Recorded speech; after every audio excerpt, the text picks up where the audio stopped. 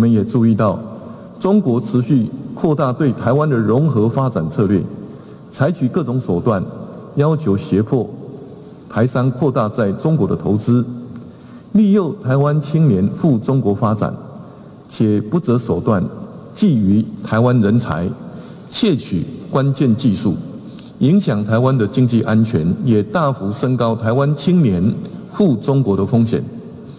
这样的中国，已是我国反渗透法所定义的境外敌对势力。我们没有选择，必须采取更积极的作为。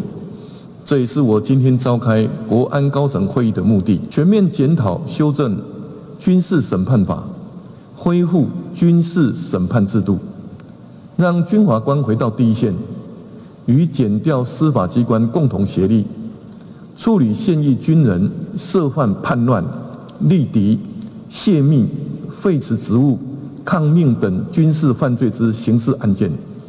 未来现役军人触犯陆海空军刑法之军事犯罪案例，将交由军事法院审判。你好，欢迎收看《新闻面对面》，我是谢仲。来，一看就为你介绍今天要请到的特别来宾，左边第一位台北市议员洪建义，五哥好，大家好。前民众党中央委员张义善，五哥好，大家好。时事评论员周永航老师，大家好。右边为你邀请到台北市议员李明贤，大家好。资深媒体人邱明玉，五哥好，大家好。资深媒体人黄明，大家晚安。好，那有很多人大概都还非常在想说，为什么今天赖清德总统召开了国安会议以后，甚或直接开了记者会？开记者会，当然也讲到了，包括我们的军事审判法是不是要再修法？那因为最近出现了很多，不管是有没有涉及到间谍案的一些事情，然后包括有一些机密外泄，当然是不是有所谓的陆配，然后讲武统这件事情，是不是都考量在里头？但这整件事情要修法，修法你想到什么？对。你想要送立法院，到立法院以后，蓝绿白之间又会是什么样一个攻防？而这个攻防某种程度会不会影响到现在正在进行的所谓的大罢免吗？如果讲到大罢免，算一算时间，第一阶段最后能够审定的时间，应该就是在这2天。所以最后到底是几比几？是34-0、35-0，还是35-2、35-5？那这个数字很快就会出来。等到出来以后，大家就开始正式进入第2阶段的攻防。第2阶段，第一阶段1%，第2阶段10%。那各阵营之间到底会是怎么样？看起来蓝绿白现在都杀红了眼，为什么呢？因为每个阵营现在全部下乡，看起来是肉搏战。是直接进入了巷战，所以未来这大概2-3个月里头都是这样的一个氛围吗？一战是现在看起来大家没得躲，全部都正规军，大家正规军作战。因为立法院昨天总预算跟财划法的表决也没有意外嘛，再一次否决，一日双杀复议案，一日双杀，51-61就是现在的结果。韩国瑜算是中立啦，我们要肯定韩国瑜院长没有影响到结果的时候，你就不用出来投票嘛，所以差一票就是差韩国瑜这一票。当然，民进党在立法院一定投不过去，所以呢，他们开始准备下乡去说明为什么他们总预算要送复议案嘛。所以他们从3月15号开始，也是昨天中常会的决议，决定下乡跟人民说明为什么这些总预算对于民众这么重要，而立法院又如何乱删人民的总预算。所以他们排了到3月30号8场。8场呢就6都加上花莲跟新竹。好，跟罢免有没有关系？秘书长当然很客气的说我们尊重公民团体，跟罢免没有关系。但是所有的公民团体请来联署，我们那个操场上面绝对不会有那个毒蘑菇请大家来联署嘛。因为你办这些场，公民团体一定会来联署，现场民进党的支持者都支持罢免嘛，所以办这些场，而且我觉得会加场，因为它只排到3月30号。以民进党的习惯，它一定会再加场。那为什么要做总预算的说明？我们就来看昨天报纸媒体说立法院乱删预算，有7个机关，你删就删到超删。超删是什么意思？说真的，没人能懂超删意思说，我如果1亿元，你把我删1亿2000万元，那2000万元机关是谁要来补？那为什么有通删的问题？这个就是要怪黄国昌了。黄国昌民众党还提出一堆理由，但是为什么有通删的所谓的超删的问题？就是因为黄国昌要你删到有感嘛，删到超删嘛。第一个问题叫做项目的问题嘛，因为同样一个项目，它可能就是人事费编在行政预算里面，它用统删的方式把人事费删掉了。那人事费是法定不能删的啊，但是你统删的立法院的预算决议也过了，那怎么办呢？那行政费用那就不叫做超删吗？第二个部分叫做因为个别的删除案跟统删合并全部都过了立法院的决议嘛，你们自己也检查一下，结果没有检查的情况下，就变成有2个共同的项目被决议被删除嘛。第三个最夸张的是这个细致细致的这个公宅的预算，黄国昌你细致人。好，你细致人，结果你自己删了自己的预算就算了，你删了人家编列1亿2400万，你的决议是删除1亿2700万，你自己的决议写错了哦，写错了还不认，说没有你就抓别的。三波搞铁把行来倒了，这个是黄国昌为什么统删导致这么大的问题？结果黄国昌统删导致这么大的问题，删到大家都有感的情况下，民众党竟然也要下乡宣讲，我真的不知道他宣讲什么，宣讲他统删乱删吗？删到大家有感吗？第一场。只有1个人愿意可能接受他。他说第一场要在新北市。叶元之有在节目里面说，我需要黄国昌来站台。好，我就建议民众党办在板桥。板桥罢免叶元之的团体注意啦，旁边摆联署摊，绝对1个晚上增加3000份以上的联署书。为什么？仇恨值太高嘛。我一直说黄国昌如果办场，就是行走的仇恨制造机嘛。他到哪里？就是联署站设到哪里，而联署书收的数目一定会增高，一定会爆高嘛。那除了民众党之外，国民党今天也宣布了4月，人家国民党至少有道理嘛，我要被罢免，我总要支持自己的同志，所以国民党打算4月的时候也要办宣讲的活动，而宣讲活动目前还没有场次的公布。另外我要讲的是说，柯建铭说总有一天总统一定会出场，今天出场了。今天这个你觉得算是出场了？他当然是开了国安会议，针对一些国安问题进行了一些政策的宣示。但是这些政策的宣示包含了恢复军事审判判决来投共军人，清查国人申请中共身份证的问题，中国人来台定居需要放弃中国籍的问题，官员立委村里这个就是所谓的你到中国去交流必须公开化嘛，傅昆萁条款就是这一条。这些很多东西都牵涉到要修法，不只是行政权可以行使，那你立法院要修法，昨天的总预算就是一个标准的范例嘛，51比61，永远现在的结构就是51比61，全部举手举脚你都投书蓝白两党，所以如果赖清德宣示的这些改革，他要做到的话，他必须有足够的立委支持，必须有足够的立委支持，当然是要挺这个大罢免的活动嘛。所以我为什么说民进党现在只规划到3月30号？因为3月30号是以卓荣泰院长以总预算说明为主，那接下来赖清德会不会因为这样的改革的宣示而出场？我觉得大家可以期待。另外，公民团体早就在办了，我都已经讲到烧香了，我已经去了好几场了。他们最有趣的是，他们非常的活泼啊。王宏威说：“哎呀，我们那因为中山的所谓的删除危害这个公民团体，他们说他们在国际美国、日本都有设联署站。王宏威就说：你们下礼拜就知道了，他们在外太空都有联署站了。他们真的就在外太空设了一个联署站。今天3月13号，他们要把外太空的联署站设起来，当然是一个哭手的一个笑话，但是表示公民团体他们自主性的宣传能力非常的足够。晚上中山复兴站，大家可以去看这个外空人的联署站。当然，你如果讲说避掉所谓的罢免的那样的一个厮杀的氛围以外，这次的过程有很多的创意，确实可以去看一下，还蛮酷手的一些。可是很难对于身在其中的一些委员，可以用这样的角度来看，因为毕竟这是个战场。赖清德总统今天的记者会算是正式出场了。当然，刚才讲到下乡宣讲是由卓荣泰院长领衔，包括一些部会首长，媒体上都特别会讲说，因为赖清德不出席，然后因为毕竟是总统。可是如果照刚刚一再讲，待会儿我不知道现场来宾会不会觉得赖总统今天的记者会等于是正式粉墨登场，带领着大军打这场仗。如果真的讲的话，好，那接下来看得到蓝绿白正规军宣讲总动员。民进党是从这个礼拜六3月15号开始，3月15号从台中第一场开始，然后标题是人民是头家政策宣讲会，左荣泰全场跑满8场。那赖清德总统目前是不出席，只是今天这个记者会算不算是把所有的主轴全部拉出来？国民党呢预计4月开始举办，那青年团跟各地青工会呢也会筹组青年街头宣讲的活动。尤其在双北，因为目前看起来是34-0，对国民党预估的话，最有可能过第一阶段的，当然在双北，包括吴思瑶，包括吴沛忆。所以呢，国民党台北市党部预估罢免绿营双吴第一阶段，他们觉得应该会过，要部署2阶的联署，大型宣讲活动也启动，预计每一个立委选区至少办3场，20场以上。这是台北市，因为台北市有好几位国民党立委。那都过了一阶，所以如果这样办的话，你可以看得出来，未来台北市显然是重中之重的一个主战场。那民进党宣讲主轴，国家要安全，台湾要向前。据掌握的消息，双北规模一定是1000人的场地，而且是户外开讲形式，场地要够大，而且会临近被罢免蓝委的区域。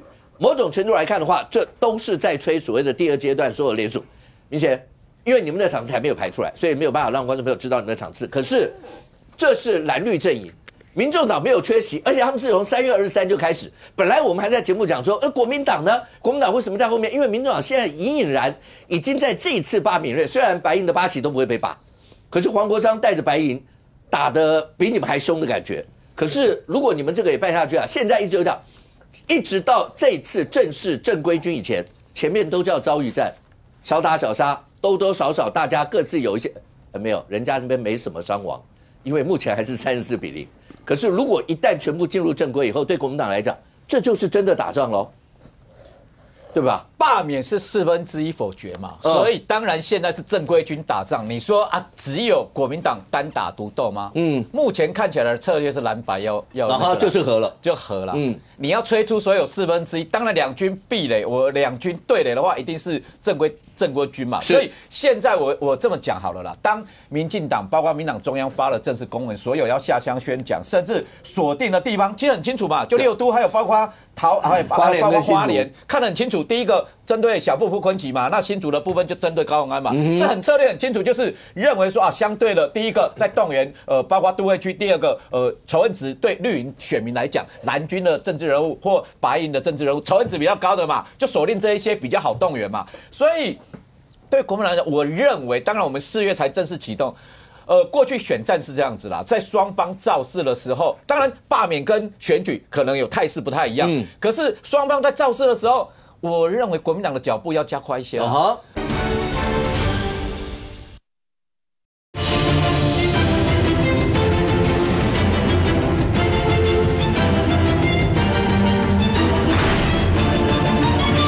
过去选战是这样子啦，在双方造势的时候，当然罢免跟选举可能有态势不太一样，可是双方在造势的时候，我认为国民党的脚步要加快一些。4月你们现在也觉得太慢了，有点太慢了，对不对？而且前面就比人家慢。你3月15开始的时候，你应该要你一顶我来出来啊！至少如果真的比较慢，所有的场次至少前面几场要铺陈要出来啊！你一顶我一顶啊！你不能所有媒体3月15开始民党的有场子啊，国民党没有场子，那一天要怎么办？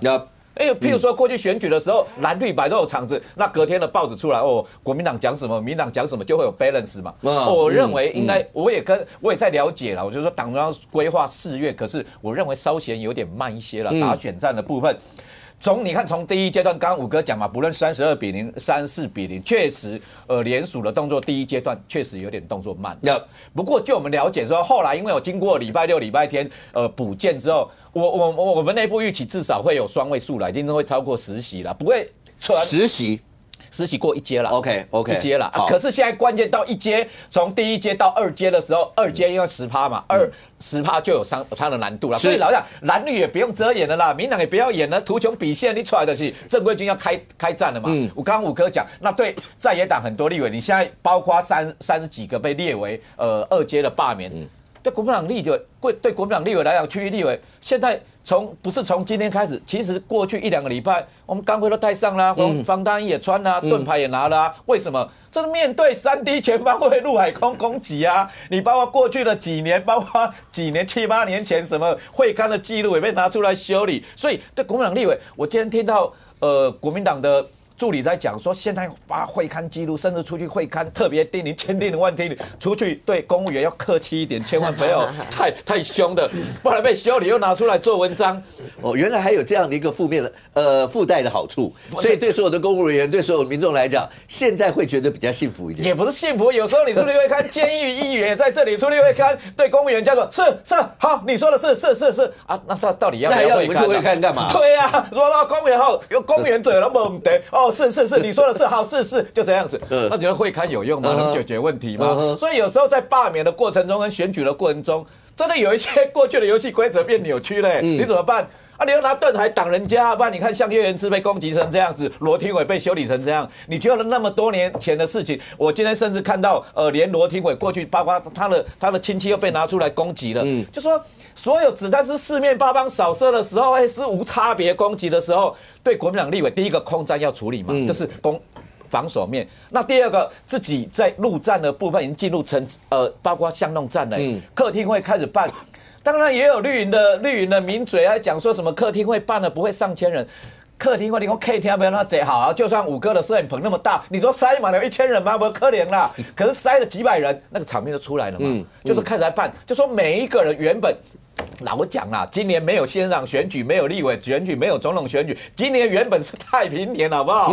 原本今年不会蓝绿厮杀成这样子了，结果今年罢免年，今年厮杀的情况，我认为不下于历届的所有总统大选。所以这次蓝绿对决，蓝绿厮杀成这样子，对在野党来讲，当然第一个脚步要加紧啊，第二个步伐要调整。我同意，刚毅善购，我只有同意他讲了一点。赖总统终于压轴出场啦！你觉得出场了？当然出场啦！接下来出场说，接下来送到很多案子，包括修改军事审判，这些都要送到立法院修法。蓝白要怎么办？所以我觉得蓝白要妥善把赖总统今天的国安会所有的新闻稿要自制研究啊，这个要怎么去处理？赖总统当然他讲了，譬如说他要下乡宣讲几场里面叫国家安全，赖总统今天讲了国家安全了，所有的主轴都扣着当初的大选的2024的大选，就是抗中保台的情况底下。那弄一弄说哦，你在野党罢免，接下来宣讲说阿林家里中共同路人，就用这一招啊。所以在野党当然要妥善。你的意思是说，赖总统今天所讲的这些，如果法案送到立法院，如果要是立法院，譬如就像最近这几天的，你说那个陆配雅雅的事情，或是有没有退役非官的一些事，如果这个法案送到立法院，蓝白如果像刚才讲说还是一样否决掉了或什么，因为这次大罢免的主轴，像曹新成他们一直是咬着所谓的反共啊，中国连剿匪都出来了嘛，所以如果你们要是否了这些的话，那这时候就等于这不是添柴火而已了吧？这个恐怕已经是弄到，所以就是这个叫做一条龙嘛，说巴炯、曹新成赖总统、柯建铭，就一条龙的做法，就是这样子嘛。所以到立法院修法的时候，在野党要反对吗？还是要支持？要怎么样？所以我认为，包括未来修法，包括限缩，包括甚至民大要去。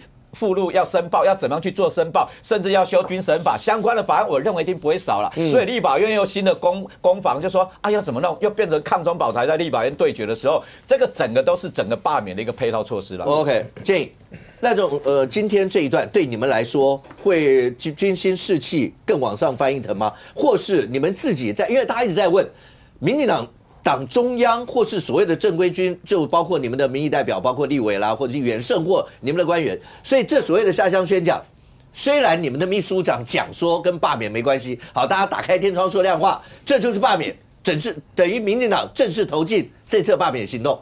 应该讲哦，感谢民选拄则讲到一个部分。其实恁面对的，恁造成今仔这个问题，这个困境，是不是中共同路人？这项造成的，这不是我们的。我们民主进步党如同明贤所讲的，我们的主席、我们的总统今天才开了这个记者会，那如同他认同之前全部是民团，所以不要往我们身上栽。第二个，我应该讲一个问题，要进入了巷弄战、肉搏战的时候，当然民进党现在支援这些民团啊。资源当然，5哥你刚才讲的没错，人民是头家，下乡开讲，讲的是政策。拜托你们民团来前面摆摊，来摆摊，没错吧？合理嘛。既然要打仗，你讲要战争，我就跟你拼啊，我就跟你543拼了。但是这个重点是今天民团为什么气愤的叫你混开，主要还不是你们原则上不管未来要修的法。你们要不要反对？一样是50比1比61等等的，有没有中过同路人的这个问题？这个从刚开始到目前，其实整个罢免的主轴在于民怨，青鸟开始嘛，那青鸟完当然是立法院的一些原因、修法的问题，让民众生气。到后来是因为亲共傅昆萁带来的亲共，所以整个集合在一起，现在才有这个罢免。你说要剪，我是个人认为啦，其实罢免这个东西，你说你们第一阶晚了半步，你也承认了。其实不瞒你说摆明的第一阶就是抄啊。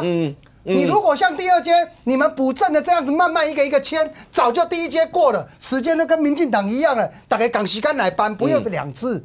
所以我个人认为啦，你知道中选会今天也讲。第一阶国民党你们抄得太离谱了，16个人抄了1737个死亡人，对不对？甚至于王宏威你还对外讲什么？讲说怎么会有这些名单知道他死亡了？34个立委，民进党那个公民团体提出34个罢免，里面只有12个，而且是联署完后才死亡。那你们这些人是联署前就死亡，这是户政机关就可以查的，而且是地方中选会必须要查的。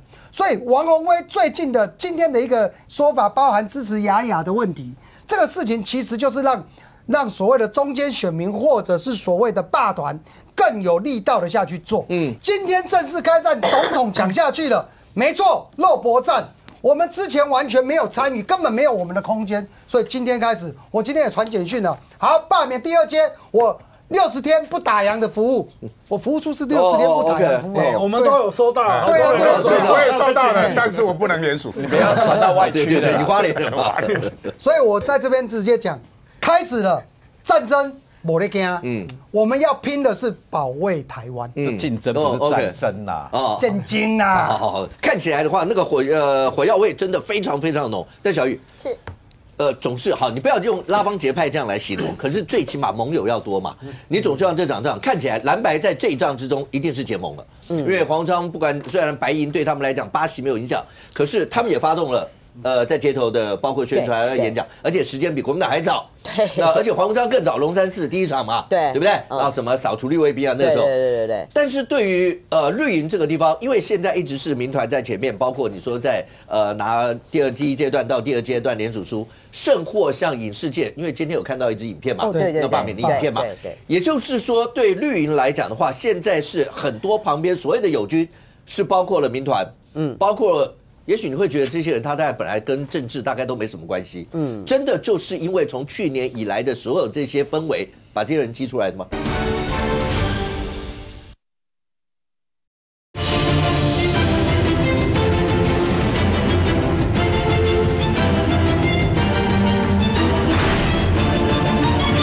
刚刚讲说今天比较新的就是像这个卢建章这个导演他就出来了，拍了第一支影片叫做《算了吧》这样。好，那这支影片其实蛮有意思的，如果有兴趣的可以去看一下，大概不到1分钟的时间啊。那我会觉得说，你知道这个卢建章导演他其实之前的那个政治的作品啊，他是2014年帮柯文哲拍的那一支叫做《为了孩子我们都要投票》，他其实是OK， 对，他拍过那11年前哦，对，我就知道了，对，为了孩子又是你，那时候他超版OK， 那支很有意思嘛，因为柯文哲当时诉诸年轻人嘛，他就觉得说以前都听父母的话，那这次父母是不是听孩子的话出来投票？而且当时那支影片也是黑白的手法，那他这一支这个算了。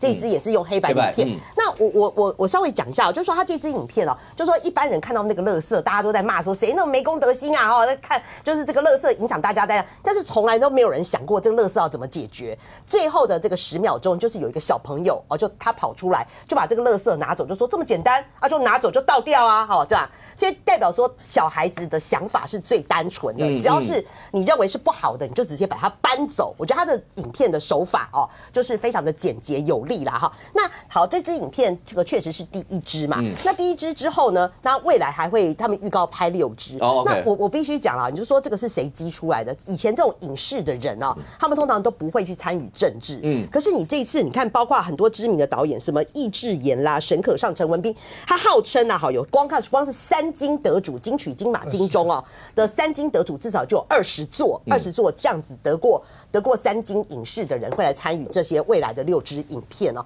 那坦白讲，大家就想说陈玉珍，你每次去刺激人家干嘛？说人家要饭的这样啊，你一戳一下，这些影视都跑出来拍了嘛哈。那甚至这些导演里面呢，其中有2位啦，大家会觉得说像王小弟，大家讨论比较热烈，因为他的父亲是王生将军嘛，以他那种深蓝的这种家庭的背景，他都会参与这个大罢免的这种影视的作品哦。那还有一个是叶天伦导演，叶天伦导演他也是比较属于这个深蓝背景的家庭，那连他都会要跳出来罢免的话，参加民团的这种，那我真心觉得说啊，那这个连艺文界都加进来了。那当然今天有一个消息啦哈，是说这个第一支影片，因为这个什么台湾 Action 哈，这个他们就已经被停权，但我刚刚去看也恢复了啦，也恢复。可是我会觉得说，这个你去检举他，你去禁他哈，没有什么太大意思啦。因为像这个其实像这个影片，你去 YouTube 啊或者是什么其他都可以看得到啊。对，而且我觉得台湾人有一种习惯，你越禁他，我就越要看，我就好奇，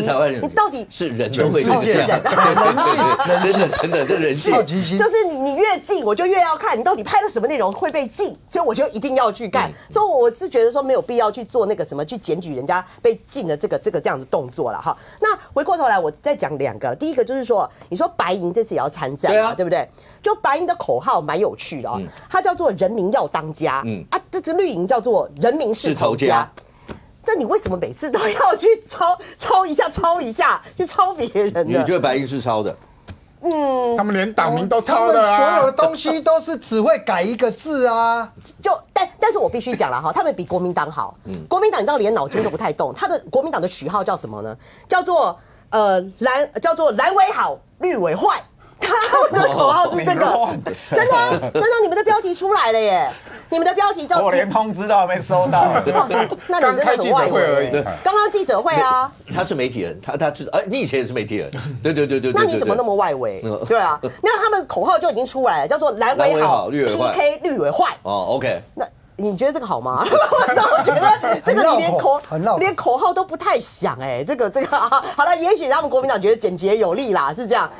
那当然不可否认，就是说你国民党趁着这一次的这个5场的宣讲嘛，我觉得当然是跟他们没关系啦。可是他们，我觉得这个还是为了选举，不管是2026，你去扩自己的地盘啊，那甚至包括我觉得他们最近的动作，但是我们会讨论哇，今天整篇从立法院一直到党中央，全部都在帮这个柯文哲喊冤。我觉得这一块他们全面要大反攻，吹起反攻的号角，我觉得跟2026的布局都很有关系。你说这是白银的这部分，但明显我昨天先插播问一下，看到人家这些包括一些影视界的，你说拍这些影片，对蓝营来讲，对每个阵营啊，空战一定重要嘛，陆战那个组织巷战什么，那已经打到肉搏，可是空战像你们这一方面，好，包括我们刚刚讲到这次罢团有很多创意的一些那种发想，蓝营在这方面不会示弱吧？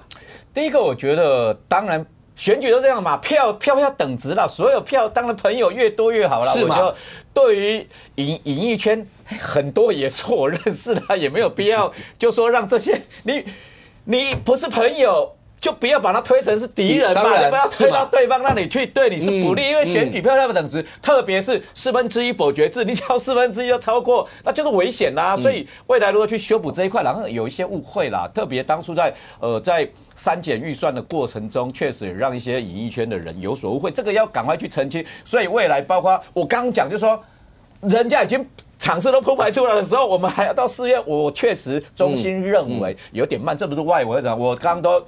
连 slogan 跟相关都联系过，我觉得动作要加速了。那第二个，未来如何透过空战，我们不是单纯就防守而已，也不是只有攻击而已，如何把过去老实讲，我觉得很多包括执政到现在，执政党也有限缩的地方啊。你说，我觉得老实讲，他们的艺文创作我都尊重了，可是你就把第一个，你说把在野党的所有都当作是垃圾，譬如说刚刚建议我们在议会，我们都老朋友，你把所有说在野党全部都是中共同路，然后有些骂说你就北谍、你是间谍，用这种言辞都不好了。你不能把所有对政府的监督弄动这些，不能民进党过去盖改没洗是在监督国民党的，那现在变成好像是不是要恢复戒严？所以我认为，包括未来空战的部分，要如何去做宣传。第二个，跟艺文界那一块，我认为不是只有跟他做对立，我觉得要去做修补啦。有些特别要解释清楚。五哥，我补充一下，明贤所讲的，以你的立场讲没错，不投我也不要把它推成是对手或者当的敌人，这是我们选举一贯的一个理念跟方式。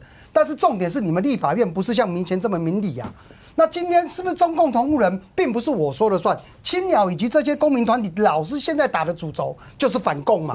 那为什么反共？也就是立法院这些立法委员所做的内容方式都是这个。那你讲回来黄国昌，我还是在这边，我刚刚有听到说叶元之希望黄国昌帮他站台，赞，真的赞。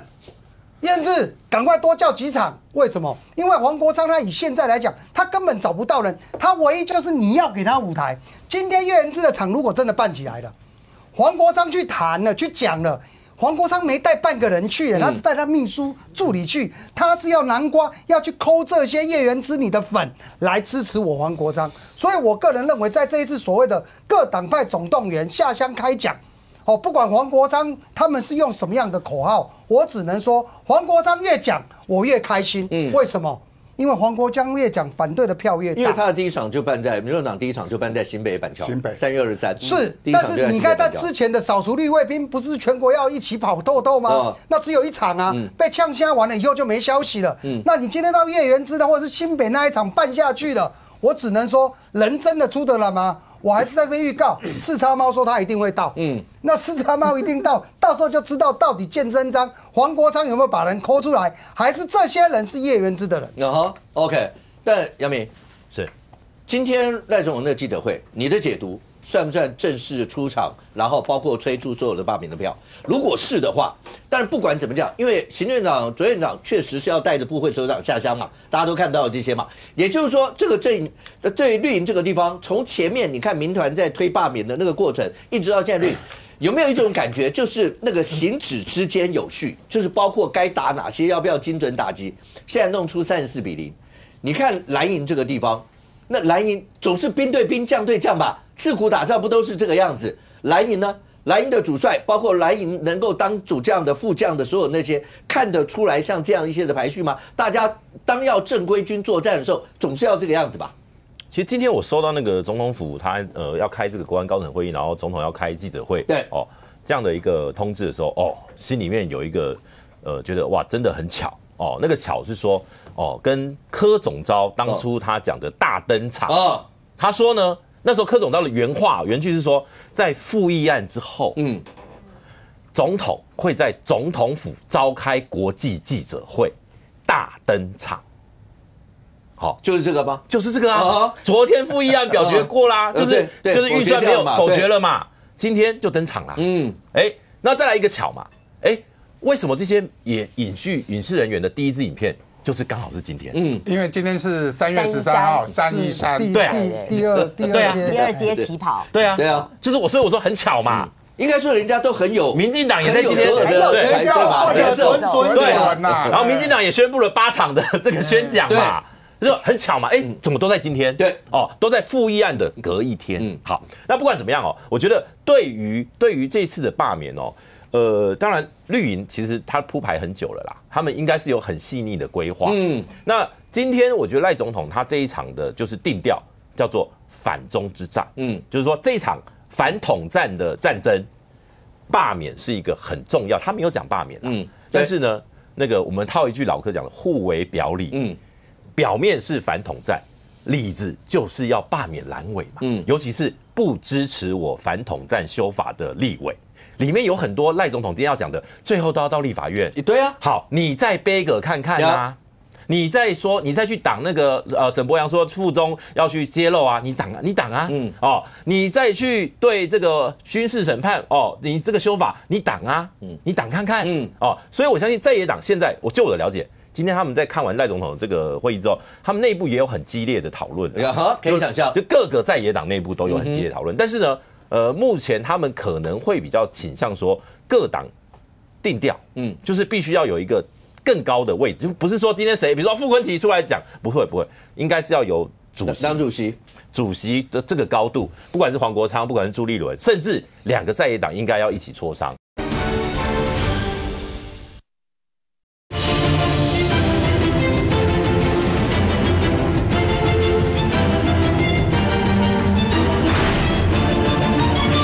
不管是黄国昌，不管是朱立伦，甚至2个在野党应该要一起磋商。姚明，你刚刚讲这样，因为某种程度，当赖总统今天丢出这个以后，对在野党内部会形成另外一个，因为往后第2阶段的时候，每个蓝委面临的压力不一样，有的压力很大，有的也许压力比较轻。所以如果要是你某种程度来讲，这对国民党内部的话，甚或会起了一个会不会所谓的分化作用？因为如果你们大家都说不要理，肯定照着去年的节奏往下走。不是，那个压力最大的那几期会不会说，各位大哥，那会不会等到今年年底的时候，我就不在这陪大家了？大家要不要想一下我的状况啊？那这个时候，当然内部会不会可能也出现？也就是说，这整个来讲的话，应该算一石多鸟啦，就是这样啊。要不然你们就让他过，可是过了以后，那对蓝营来讲，白营整个气势就能够往下荡啦。应该说，府院党在这个案子里面稳赚不赔啊。逻辑上是稳赚不赔，就是说，我抛出了一个用国安为名的这样的相关的修法，如果今天你们选择反对，那你要付出代价，而这个代价就在民团就会出来，比如说曹兴诚董事长就讲啦，你们就是反共，你们只要出来反共，我们罢免自然就没有正当性了，这是曹董讲的，所以现在就是一个叫做你要挺共还是反共的选择题的机会了，所以蓝军。被罢免都是蓝营的这个区域立委啦，对啊，要不然就泛蓝嘛，无党籍的一个嘛，所以我说，像今天国民党他们在面对这个的时候，绝对有压力，他们党内绝对有压力。有一个这个算是政论界的前辈，下午就传了一句话，他说，民众党态度不一定，但国民党可能会分裂，可以想象吧，因为国民党里面有一群人就觉得我们不需要，就是说。不需要在意赖总统怎么讲，我们坚定我们的两岸路线是，然后他们那个两岸路线就是我们正常交流、正常什么都没有问题。可是不要忘记啊，今天赖总统是直接讲，现在的中国是境外敌对势力，因为国民党里面也有本土派。好，那为什么罢免的团体都会讲说傅昆萁是一个很重要的箭靶？因为他去年4月份跑去对岸，然后还跟谁见面，什么宋涛，什么王富宁，这些人见个面，他就说：“你看，你这样勾结境外敌对势力嘛。”而这个对罢免会不会造成相乘的作用？当然会啊。不，姚明，那我们把这个问题再往前拉一段。国民党从这个罢免整个氛围一开始，各位，我们在节目已经讨论多久了？大家都很清楚各自阵营之间大概有什么样一些步骤。国民党都没有任何的步骤或想法，或是策略，或是谋略，觉得我们应该要怎么样，先进哪一军，后进哪？不是，感觉上就是大家各自为政，各自打各自的，打到现在，总召跟主席之间，然后2个人也没有通，然后包括各阵营之间、各党部之间，大家也都没有通，那也就算了。包括党部跟议员之间，不只是大家没有办法连成一气，胜过2个人大家里面你拿刀我拿枪，砍得比谁都凶。国民党内部到底有没有这样的一些的步骤？我以为有。讲到那就是没有，但我要讲五件就是他们的策略，赖以任说的，五件就是他们的策略。赖以任就是说那个双北就是说罢双吴的这2个团队还算认真的他们因为他们敢，所以他们本来就要补件。可是有一些团队你也没看过他们摆摊，你也不知道他们到底从哪里生出这些联署书的，那确实会有一些问号。但是我最近因为我一直在纳闷一件事情。如果今天我是一个政治幕僚，因为我们跑新闻跑久了，如果是政治幕僚，朱立伦应该做一件事啊，去拜会黄国昌啊，不是吗？黄国昌2月19号正式就任，快1个月了，为什么最大在野党主席还没有去拜会这个新任的民众党主席？甚至他可以用一个说，因为罢免要进入第2阶段，已经34比，你现在是国民党最危险的时候，我们要做一个在野反恶霸联盟，我来当召集人，我要去串联，好。我就很纳闷，我就问一下这个在野的朋友啦，说有没有这样的计划？你知道是黄国昌那边，我听到的是黄国昌那边本来想拜会朱立伦，本来想，意思说后来没有成功，后来没有，结果黄国昌重点是去拜会卢秀燕，重点就是黄国昌后来去拜会卢秀燕，我不知道这里面发生什么事，但是我的解读是朱立伦那边应该有一些状况你说党主席这个位置吗？就是不是党主席的位置，是黄国昌跟朱立伦之间的沟通出了状况。OK， 于是黄国昌选择直接找卢秀燕，而站在我所了解国民党，当你去找了卢秀燕，很抱歉，你跟黄国昌这一条，就是朱立伦跟黄国昌这一段路就会变得很坎坷，换掉了。OK， 所以我只能说，现在国民党的34个被罢免的朋友，你们自求多福。好 ，OK。对啊，来，你也算是军事专家，对不对？对。问一下，自古兵法多算胜，少算不胜。你现在看到国民党有算吗？这句话的意思就是，你总要深谋远虑，要把每一个都要算好嘛。你去疏忽掉这些，你不去算的这些人，你就一定输嘛。对。现在看起来的策略是这样嘛？而且你有没有注意到，最近讲空战，以前打仗古代是弓箭手先攻。然后接下来包括步兵、骑兵依次往下走，现在是炮火先射。为什么我们到目前为止看到的全部是民团或是拿出来蓝营这边一天到晚从李彦秀、叶元之、徐小青她老公，然后我已经念到不知道还有罗廷伟，我已经念到不知道该怎么念了。就蓝营是没有任何炮兵，没有任何炮火可以砸人家，你阵营的人只能挨个被打，不是吗？现在感觉上就是这个样，而且媒体还传出来，府院党年前就有秘密小组，那要争取更大的民主，要什么什么这些。那蓝营就是我刚刚讲，打仗哪有人是这样打的？这个牵涉到蓝营到底有没有个指挥中枢啦？我在很早以前就讲啊，就是朱立伦到底什么时候要成立一个反大罢免平台，或反大罢免总部，讲很久了，也是讲了至少3个月吧，没有成立啊。你搞到朱立伦现在不要讲左右手，他就算有3只手都被剁了嘛，就领导他去参加一个国父。那国父他自己在植树节，然后结果还被呛成这个样子，对，而且还是举着党旗的人，被举着党旗的人呛。你可以想象，因为蓝营的一定有很多人心里脆到爆啊。对，就是你党中央一直乱无章法，这个乱无章法，大家过去会想象你应该交给你们，至少可以弄个1%吧，至少可以弄个1%，这是很多蓝营心中的最后防线。你该不会连1%都没有吧？结果朱立伦底下的这些青年区很成功的16区就16个要办的都没有1%，然后都要补件，真的哈，你再怎么有心防都会崩溃。然后呢，再来就是其他人就开始喊牌嘛，围攻主席的态势出来，现在都很明显乱掉就是当赵少康喊2阶段至少过5个吧，要到5个到投票吧。蓝营现在讲要怎么算？台北双吴啦，双吴，还有朱立伦你自己说原住民嘛，那2个要算，还有一个在哪边？据我了解，国民党昨天在算这个，算不出来，找不到这一个，不是说办不到，谁去负责这一个？你赵少康负责吗？赵少康我已经有2个啦，但是赵少康也不是说我那2个双5都是我，有一个是庄小平，对不对？有一个他已经中了2万份嘛，所以这个就是好，你现在党到底有没有一个章法？但是你注意看民进党，之前国民党一直讲说那个民团都是民进党啦，都是民进党的人啦，结果今天today 真的民进党出来了，2路齐发。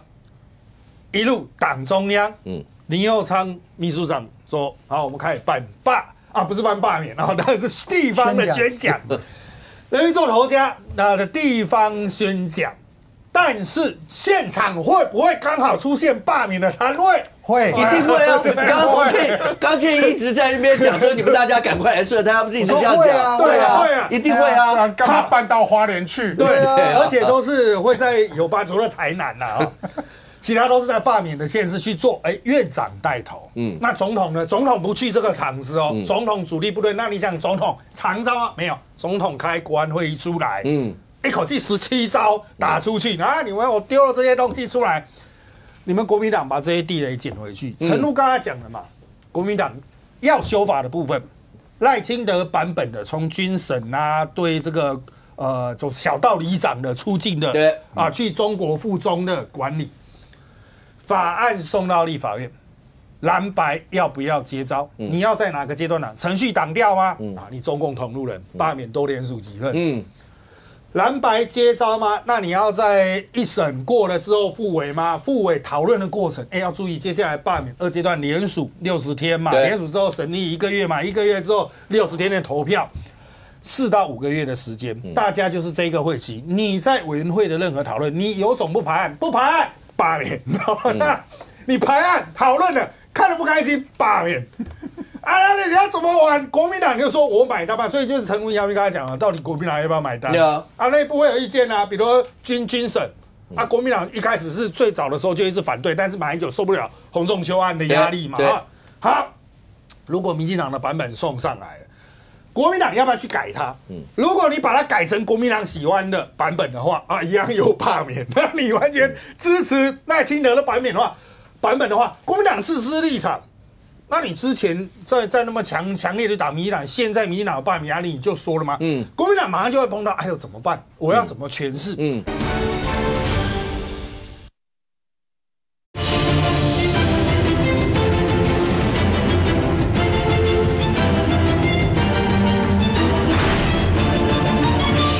国民党自私立场。那你之前在那么强烈的打民进党，现在民进党有罢免压力，你就说了吗？国民党马上就会碰到，哎呦怎么办？我要怎么诠释？过去一直以为民团是正规军，但现在的正规军出来，你可以看到国民党现在，老实说跟我们媒体或跟我们小党的态度可能会很接近哦。你国民党应该是更有心中一个策略吧，18套剧本吧。民进党丢什么出来，你要因应吧。结果也是下午才在匆忙因应啊，跟我们小党一样啊。我们在看，我们这个赖清德怎么会突然把军人丢出来？像时代力量很多是洪仲丘的案子一路以来的嘛，我们一定要以前军审就院检不分嘛，就是一家嘛，所以才会造成官官相卫嘛。这个部分赖清德要不要说清楚？我们时代力量是会讲这种话，但是国民党不能讲，麻烦的就在这里。所以赖清德不是只出这一招，军审只是一招，其他的那么多招，每一招招招都是地雷。好。你从现在开始要一个的拆弹，其成已经失去掌握先机的机会。民进党说要办，你才说要办，那你就失去掌握先机。然后人家丢地雷出来，你要一个拆。民进党什么时候送到立法院去？完全是他自己可以决定。那民进党会不会跟外面的事件呼应？很有可能啊。赖清德和林右昌开的这个记者会，刚好跟313。所有罢团同步发动是同一天，不要忘了这一个时间点会往前推到什么时候？2月3号罢团联合送件的时候，是不是就有端倪？那是不是过年前哦？我就问嘛，那国民党这么基础的数学都不会算吗？还真的不会，为什么？就是那个反废死公投怎么算都只会绑到你国民党的罢绿委啊，不很难绑到罢蓝委，因为如果他们抓的时间更精准的话，他们会在前面都投掉，你后面自己玩得很开心有什么意思？所以。最基础的数学问题已经失了先机，那现在我们就要反问：国民党里面谁能拿捏住党的方向，让他们在拆赖清德的这17颗炸弹的时候，能够平平稳稳的度过，还是第一脚一踩下去就大爆炸所以我认为接下来考验这个赖清德抛球出来接下来就可以退下来，我总统都消失了，我回去瞒国政，接下来国民党该怎么因应才是真正的核心？明显。孙子兵法，善攻者动于9天之上，善守藏于9地之下。我怎么想，这些词跟国民党都没有关系。有攻没有守，不是吗？因为我完全不知道你们现在到底好，你现在已经很清楚。刚刚来宾讲成这样，人家包括媒体讲说，从年前就已经有一波像这样一些的筹划。刚才杨明跟我们讲，这么巧，在这个时间点，所有这些出来，人家主帅出来开个记者会以后，接下来一定再继续去处理国政，也不会在第一线喊打喊杀。那接下来呢？你刚刚讲到，你们现在连时间上面似乎都晚了一点点。那包括地方呢？我跟你说，国民党议员多，国民党立委也多。那虽然现在面临到罢免，你们现在议员之间有接受到党部，不管地方党部、中央党部，已经告诉你们大家，急急如律令，来，大家一起来，国民党生死存亡这一战有了吗？我先讲一开始的策略就说，党中央对于要冷战还是要热战，还是要先冷再热，这个主的战略没有拿捏明确，所以你一开始，譬如说第一阶段，大家想说先冷处理，然后当做一个战略恐吓你民众你那边是双方互相吓阻，战略吓阻结果大罢免拆招了，拆弹了就没了。所以党中央一开始抛出了精准打击，包括那个台北市的双武，还有包括陈颖、吴丽华一些原住民，就精准打击。我不是跟你全面开战，那全面开战蓝霸绿，绿霸蓝，全面开战，那不是跟倒戈一样吗？那全面改选，一开始党中央设定不是这样子，所以我就说。党中当初有点说啊，你再说啊，民党结果把你弄到全部都国民党立委都要罢免的时候，我就有点失了先机了。那第二个，我就罢免的时机点确实有点尴尬了。8月如果现在正式如果1届、2届联署过之后，3届要投票，可能会在8月。那8月刚好是国民党主席改选的时刻，所以党内很尴尬，就说你政前换将不利嘛。那你是不是朱立伦现在朱立伦主席要续任，还是说政前要换将，还是说啊现在因为因应特殊时期，那朱立伦是不是自动延任，还是说等罢免结束之后再来改选？就是卡在那里比较尴尬的时刻嘛。那当然很多，包括朱立伦主席也很辛苦啦。昨天在植树节也被呛，确实因为第一时间出来，包括是32-0嘛。我在基层19-0、32-0、34-0，然后35-0。我会不会记得太清楚？出去都被人家骂说你国民党你在冲他，真的很多人我们自己支着很焦虑，所以昨天会有朱立伦主席被呛的场合。正常来讲，在野党主席怎么会被呛啦？应该呛的是执政党，好不好？你又哪一天看到在野党主席被呛，那代表一定是我们自己人嘛。我稍微补充。自己人很焦虑，所以接下来就说我们面临到很尴尬。那确实有些人需要啊，确实有些人拱，比如说基层也有人拱卢秀燕，也有拱其他人说他主席是不是要换人。不管再怎么样，我认为现任不论是朱立伦主席或其他人，他们的优先任务是要如何挺过这一次的罢免，而且关键是1席不能少，要保护这些我们，比如说很多第一届的立委的部分，所以接下来包括要动员劳将。有说4月要动员，我们也被指示说要配合，要下乡宣讲，要怎样？可是明确的指令，我到现在还没有正式通知。小不爽我是说国民党要接招的部分蛮多的，就包括就是说总统今天接招还接刀，接招也算接招也是接刀。对了，包括总统接炸弹嘛。今天丢出了这个军法是不是要恢复审判制？你看民众党他就蛮快的就发了新闻稿。那民众党的新闻稿，当然他就开始直接先骂啦，就说你这个是德意志，就说就是说赖清德啦，就是你就是一个人的意志就下令要这样子，然后他就说什么进步价值走回头路，可是民众党的部分他并没有明确的去讲说我反对，或者是说我赞成，他没有这一块他就完全都不碰，他就先骂了再说。那国民党刚刚。我刚刚看那个很多人就开始骂说，民众党好歹都已经先发了一个态度，那国民党好像这件事情什么都没发生。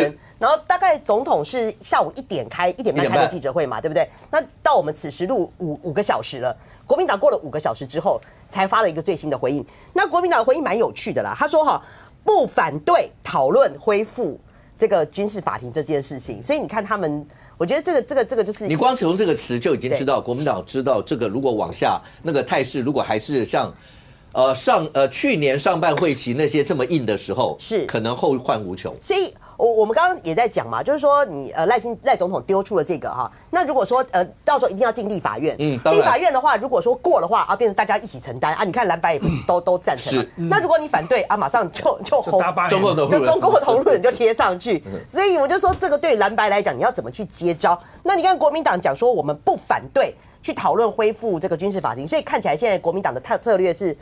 他们就还没有一个定调，但是他认为说要讲清楚，你这个是不是跟军事人权的一个问题？就是回到洪仲丘。不过关这件事情，因为总统下午已经讲了，国防部下午在开记者会啦，他也进一步阐释是说2个点嘛。第一个就是只对现役军人那第二个就是说你只针对叛乱、力敌、泄密、废弛跟抗命。他只针对这几件事情，就通匪这些事啊。对，那如果说你是一般的刑事案件，你还是回归到一般的这个司法。不是，我跟你讲，因为军审法这一段，我觉得其实问题还没这么大。赖总统今天抛出来的很多的议题里面，刚刚有没有讲到？傅昆萁条款，对，包括像立委啊、里长啊，什么要不要附中的，包括要不要公务人员有没有身份证的，这些是在过去过程当中。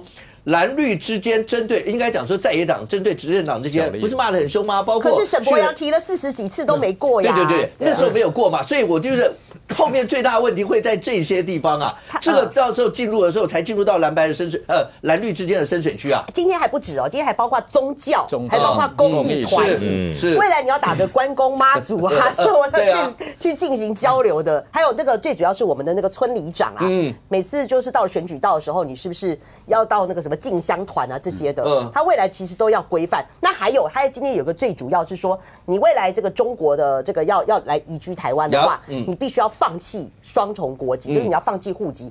今天总统也明确的规范，所以这件事情要到立法院了。我觉得最终还是要到立法院。当然，所以我就说，未来国民党要接招的部分都还蛮大的。因为这一部分你可以想象出来，在未来的发酵内容。当今天赖总来宾，大部分都觉得今天算是绿营主帅正式登场，然后这整个大罢免的氛围，包括往下一路塑造，是不是这个样？那蓝白阵营来讲的话，整队整成怎么样？可是如果真的讲，一善真的要讲精准打击，是讲白一点啦，如果要讲精准打击，你不觉得民团的精准打击比较准？譬如说，这次几个主要的，他们很清楚嘛，傅总召是在整个蓝营委员里面的地位，没错。那叶元之，因为元之在我们节目也讲啊，他们打他就只是因为你的票数是不是赢得不够多？我就挑几个我觉得可以打的，或是重量级的，像花莲，从来也没有人觉得花莲会被打到今天这种程度，所以某种程度那个所谓的精准打击，你只能说他们的精准打击很准。一方面是我民进党跟民团的精准打击非常准，一方面是国民党没有因应嘛。刚才武哥有说嘛，善守者藏于九地之下，该藏的是谁？就是傅昆萁要把它藏起来啊。我们之前有几个朋友在讨论吃饭的时候讨论说啊，如果你是朱立伦的幕僚该怎么办？就把傅昆萁的总召拔掉。至少傅昆萁的仇恨值这么高，你不能外扩到其他县市嘛。甚至连花莲你都不应该被罢掉才对啊。如果我是朱立伦的幕僚，这个会期的总召怎么可能是傅昆萁？你就知道民进党要打罢免，而且喊了罢免半年的叶元之常说，我1月2月1号99人要罢免我，没错啊。那你为什么不防守？为什么不因应策略？最应该因应策略，你怎么会让傅昆萁第一会期、第二会期，甚至到今年总预算被傅昆萁、黄国昌搞成这样的时候，你们还是继续让他做总召？因为朱立伦不敢换掉傅昆萁啊。刚才讲过啊，8月要党主席选举，傅昆萁的党员票在哪里？我直接问啊，就在傅昆萁手上嘛。所以到底现在是傅昆萁做党主席，还是朱立伦做党主席？就是傅昆萁嘛，他怎么会藏？他摇摆的要死。昨天面对主机长的时候，还叫人家阿嬷。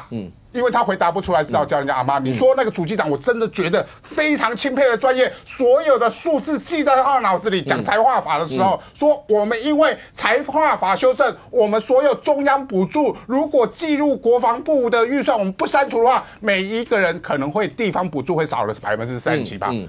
记得清清楚楚啊！现在说真的啦，听完之后，我们第一时间我们要看很多资料，我们才理解他在讲什么。傅昆萁一定不理解嘛。傅昆萁不理解才会说啊，你是不是阿嬷？我说你讲这个干什么？再加上傅昆萁，我说要藏在地下的，你还没有藏在地下，你在总预算协商那一天还跑去香港，还有一个团员现在还没回来。那你说傅昆萁这样的人会不会延烧？我们就不要说花莲了。延烧到全国去了嘛，延烧到35个罢免团体里面去了嘛，所以国民党内有没有人抱怨？有抱怨，连名字都不敢讲出来啊！我们花莲人比较勇敢啊！叶霸老师在现场直接讲你通匪。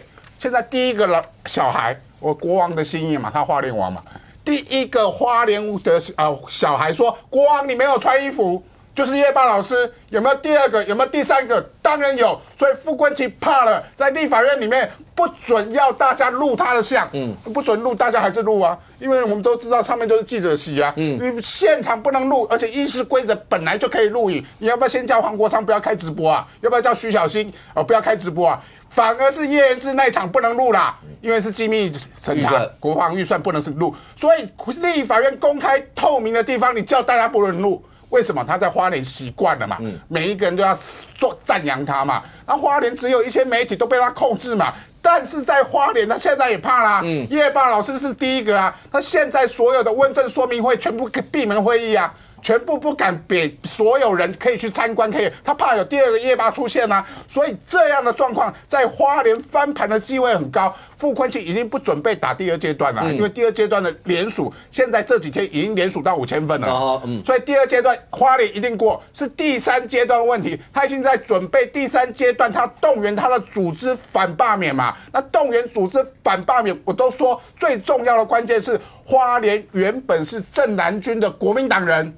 现在被你傅昆萁赶出国民党这群人，到底还会不会支持你傅昆萁嘛？还是他干脆把你傅昆萁罢掉，我才有机会嘛？所以这些人啊，未来会形成花莲傅昆萁会不会被罢免掉非常重要的关键。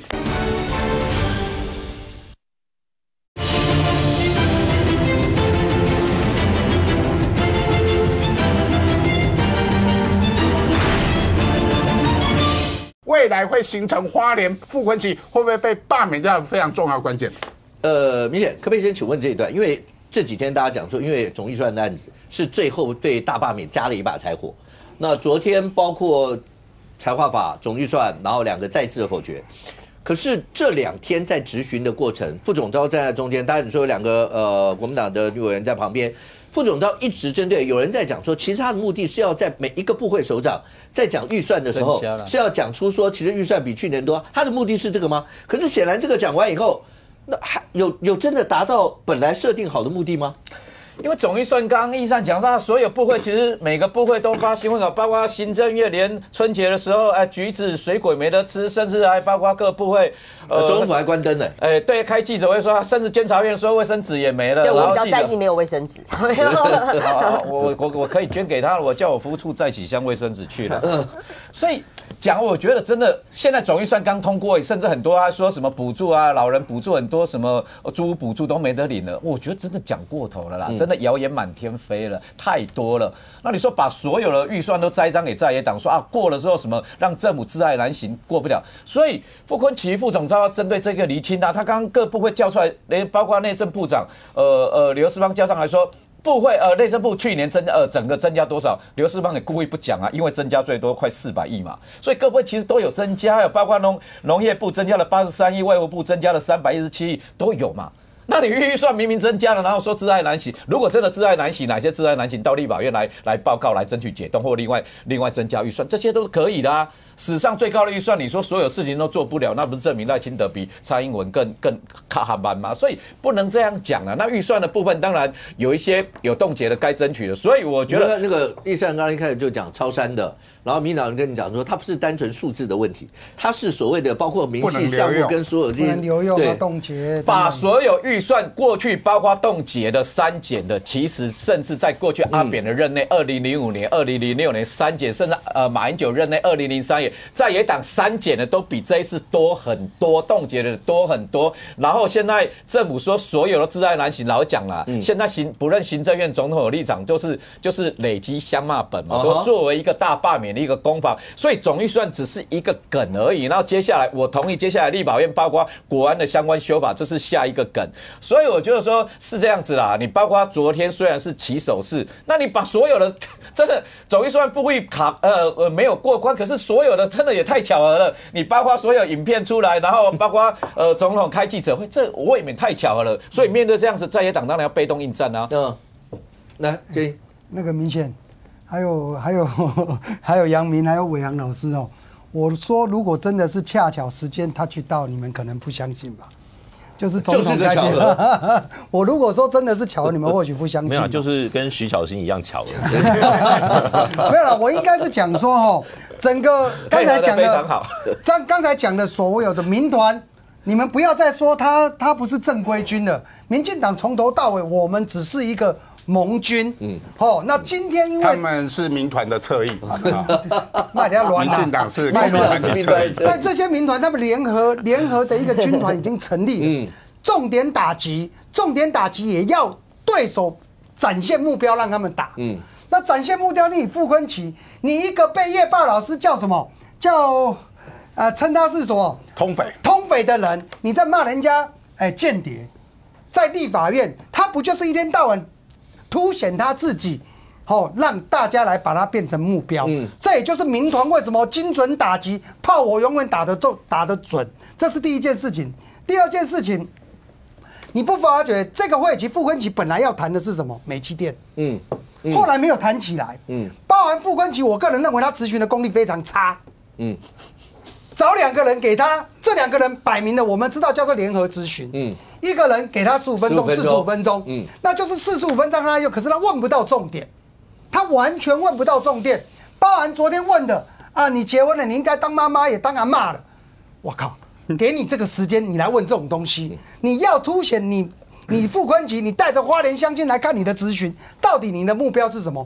看起来刚开始这个会期，我本来认为他们就是打美积电，包含所有的委员王宏威，大家都在骂美积电，就没有骂起来，没有骂起来。昨天在做总预算的这个问题的情况下，总预算当然你说他是不是让一个民团让那个签的联署份越来越多的一个点？我相信是，因为昨天给你们机会来把这个事情讨论清楚，讨论不清楚。可是明贤刚才所讲，是不是真的没有卫生纸啦，没有电啦，没有干嘛？砍的是不是事实？是事实。那你说你的点，我说我的点，打个公美清楚，那没关系，下乡开讲，看谁讲的对，谁讲的精彩，让民众去认知。伟航。如果讲精准打击的话，一个是傅总召，对，那个阵地大概挨着炮火，就算最多的前几名，一个他，岳元之，对，元之这几天出现的一些从包括他的助理的事情，有没有跟警察局长之间，然后或对警察有没有跑？元之在我们节目在昨天的时候，他也花了一些时间讲绝无此事，甚或他讲说他可能要对民进党的一些政治人物要提告啦，或什么这些。可是你会发现，这整个我就讲这个精准打击的炮火弱点，是除了对这几个委员会产生直接签署的份数会多了影响以外，某种程度像副总召那边是不是还有所谓的外扩一些效益？对，这整个都延出去了。好，那叶元之这一种哈，我与其说叫不叫精准打击，不如说他们哈，我们经常讲我们刚刚都讲313开始全面的连署，他是北市的。叶元之他们已经开始连了，然后台中上个礼拜都开始连了，所以你说讲打罗廷伟的那是因为他们已经在开始连了。叶元之呢，也是叶元之已经开始连了，你可以去注意这种节奏性。当然你会说，这应该不至于背后有一个什么神秘的组织去安排的这么精细，应该不至于啦。但是就是墙倒众人推嘛。叶元之从这个助理的事情出来之后，接下来被放的是警察。警察的结束之后是司机，就是一直都会有新闻去把他的在这一个罢免的第一周，大家我们都要一口气把声势推高嘛。他的新闻是密的，即便到了今天，没有人打他，他自己打自己，就是他出来说300块，有人说什么300块买身份证去联署他的罢免，他有收到这个消息，有人跟他这样讲啊，他自己做了一个新闻的梗出来。那当然，别人就想说，你可以去到民进党，人家也可以告你啊。你如果真的有人是300块都够会选啊，那直接就可以去告嘛。好，他自己到底有没有意识到，他真正应该做的处理是，他都不要讲话，低调，就低调，这也要藏于酒地之下的。藏于酒地。我们现在整个双北藏的最漂亮的叫罗志强，他藏到人都不见了，连赖世宝的头都比他出来一点。经常会有资深委员不知道为什么一直开炮，大家自然会联想到赖世宝，因为小强嘛，对，只有他，但是罗志强都蹲得很低。好，那所以现在就是。你可以注意，叶元之、罗廷伟上个礼拜开始连署，那下个礼拜呢？第一个礼拜他们可能就破万份了。那破万份之后，后续会有谁接棒？会不会是今天晚上下午6点正式开始？王宏威的从昨天开始雅雅的案子，然后徐巧芯会不会也开始有一些新闻出来？也就是说，不管民进党本身有没有一个。顺序的布局，罢团本身他们也会有一个宣传的这种节奏啊，他们也会自己去想说我要去打什么议题，然后什么东西要丢什么。你可以注意到罢团上节目的发言人对于他们要罢的那个人的，就是我们讲罪状书那个如数家珍，几月几号怎么样怎么样，几月几号他要做了什么，几月几号讲的都是清清楚楚，人家子弹备齐的，所以有精准打击的就是精准打击飞弹。也有大规模那种什么导弹洗地式的，有导弹洗地，当然最具有效果就是傅昆萁嘛，就是因为他远在东边嘛，但他不知道西半部对他有多大的仇恨值。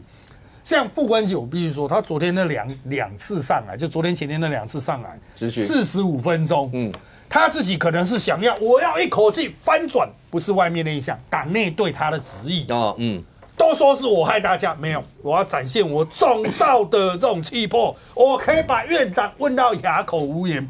但在最后面呢，大家只记得嘛，就是问人家是不是阿嬷，然后你全家才阿嬷啊。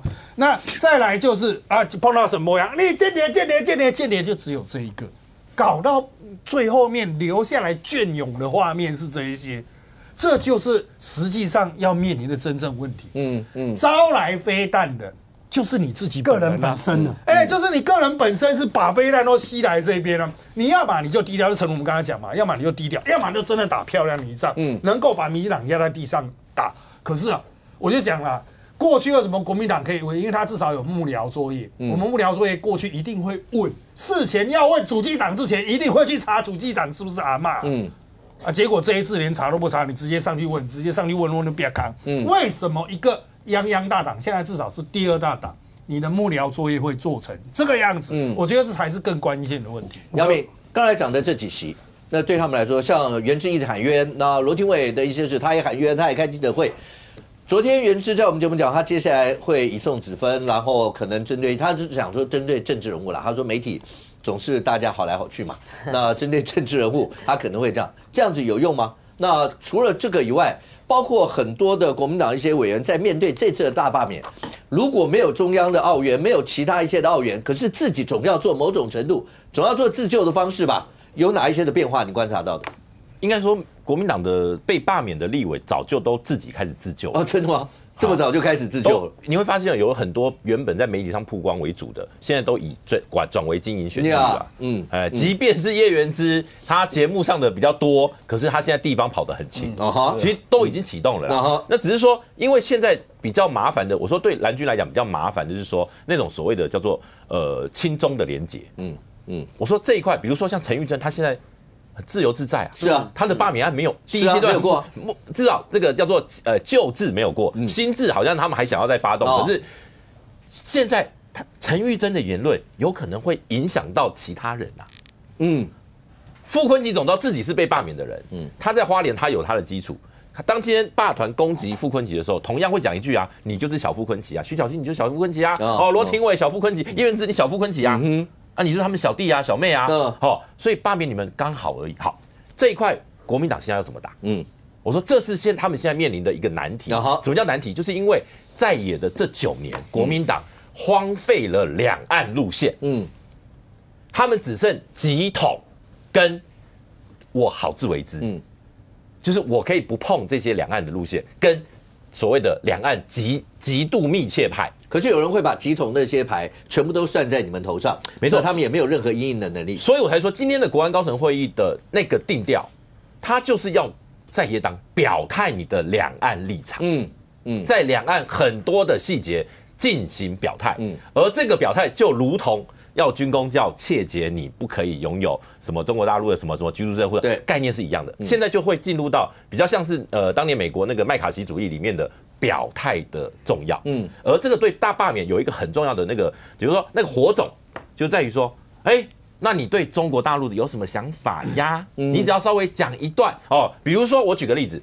昨天王宏威委员他对那个陆配因为武统的这个言论，他被取消居留的这个许可，然后那他说他声援他的这个言论自由，来了，马上王宏威就会变成箭靶，那这个你不要讲曹新成啦，就是说各种罢团的就会把箭靶往这个方向打。这个人总统同路人，怎么样？那蓝营扛不扛得住？我说这个就是现在他们麻烦的点。而今年刚好又是国民党的党主席选举，党主席选举难免会扯到两岸立场吧？当然了，对，而且党主席如果要是有一些要参选的人。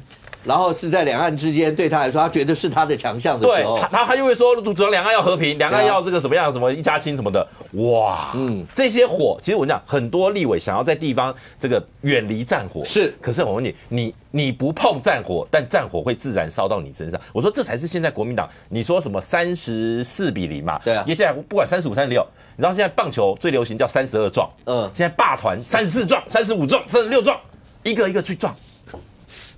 这就是现在国民党，其实我觉得他们现在碰到最麻烦，而他们还没有一个叫做整体作战，这才是现在尴尬的。如果讲一个一个各个选区现在面临到的问题，小雨，我刚才就讲，因为为什么新闻会奇怪，为什么会新闻一天到晚都会有这个完了以后就报那个，每个人有一周吗？就譬如这是媒体上面有来宾开玩笑讲。前几周叫李彦秀州，然后徐巧芯州，然后叶元之州，我不知道叶元之有没有2州了，然后再来是傅昆萁州。那这个礼拜叫罗廷伟州是吗？不是，为什么都会有这么多这些新闻？而且有一个现象是，就算这些被指名的人出来跟你喊冤，出来跟你讲这些，因为罗廷伟这次胜过他把一个整个过程讲了一些，他也讲这些。但是我跟这个讲，是对于他的包括罢免团体，要因此罢免团体这个阶段是希望把那个联署书要能够尽快催出来嘛？这些他的解释有用吗？我觉得两个啦，一个是罗廷伟，一个是叶元之哈。因为那叶元之我当然是跟大家比较熟，那罗廷伟我坦白讲，我访问过他几次，但我就是说两个人的共同特质就是都很客气，都在节目上姐就蛮客气的啦，这样。人家叫你姐。啊，不然要叫我阿姨吗？没有，不是，我说人家叫你姐，我看你等一下怎么讲。没有叫你阿嬷就好，叫我阿嬷，你全家阿嬷。我看人家叫你姐，你等一下要怎么讲他？好，那他叫我姐。好了，那罗廷伟的部分是说。这个昨天是那个朗东啦，你知道朗东人在哪里？朗东人现在在纽西兰呢。他在纽西兰，然后爆这个料。对啊，我觉得是说应该是我不知道是他太闲还是怎么样，还是说有人爆料给他？一定是有人啊，对啊，他在纽西兰对吧？然后你在台湾没有。对，那我要检讨。对，他报的那个料是说他的那个继兄啊，就是当时这个就是什么抢刑案呢？这个一个犯案啦，然后后来这个作案的工具是什么？有他爸爸的手机是他的啦，是继父的车子，然后是他的手机嘛，对不对？好，那今天这件事情，当然这个罗廷伟自己有出来了，但是他没有对整件案情去讲，他只是说对他的这个家庭啊什么什么的，就不要再累积他的家人。对。可是我会觉得说整件事情。罗廷伟还是有必要解释清楚。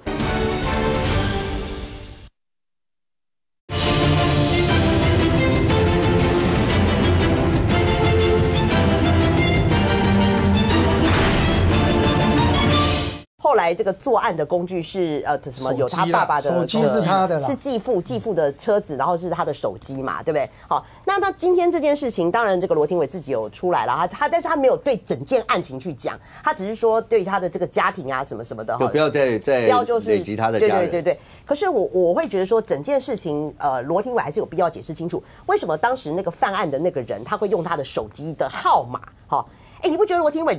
很多人大家都爱用他的号码吗？或者爱用他的名字吗？你说柯文哲为什么？对啊，为什么他的手机也是用罗廷伟的名字？